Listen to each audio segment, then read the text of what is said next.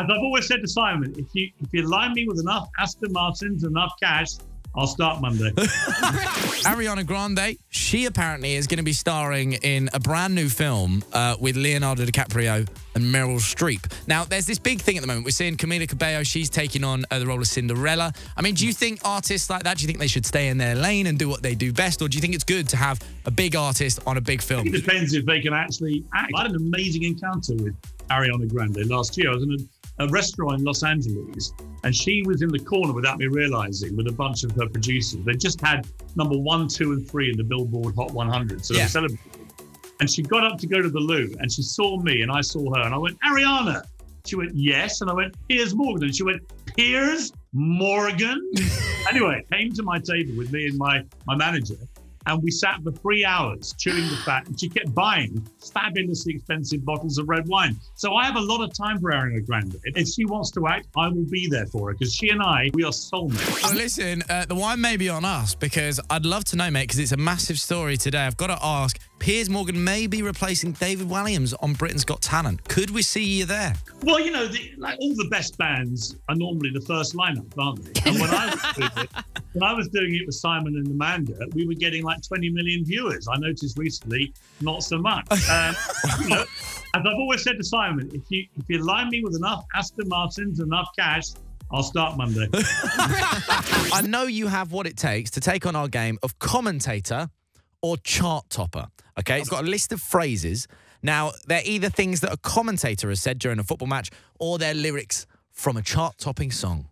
Okay, we're going to start off pretty easy. Heading to the danger zone, up like a spawning salmon. That's the commentator. Ooh, very confident in there. Right, let's take a listen. The Reds reinforcements heading for the danger zone. Travis Dodd up like a salmon, a spawning salmon. Very good, very good. They tell me that all men are equal in God's eyes. It sounds like something Kanye West would have written, so I'll go. You're going chart topper. I can reveal.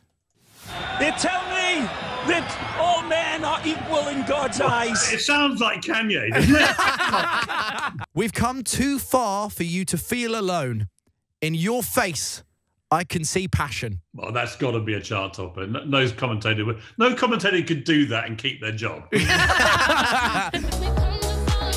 It was a chart topper. Girl Is Mine, 99 Souls, Destiny's Child, very good. And we're delighted to say that you got a brand new book out. It's called Wake Up. You sent me a lovely little Wake Up package the other day. We had some coffee in there, so a bit of Marmite. It was nice. Now, what can you tell me about the book? What can people expect? Well, we've obviously gone through an extraordinary year where we've all been given the wake-up call of our lives, and it's really a clarion call for us all to take a reset, which we've had to do anyway, look at the way we're leading our lives, and look perhaps at the best moment of this awful few months, which was that period of a few weeks during lockdown when we came together as a country. We had these extraordinary moments on Thursday night when people came out and cheered the NHS.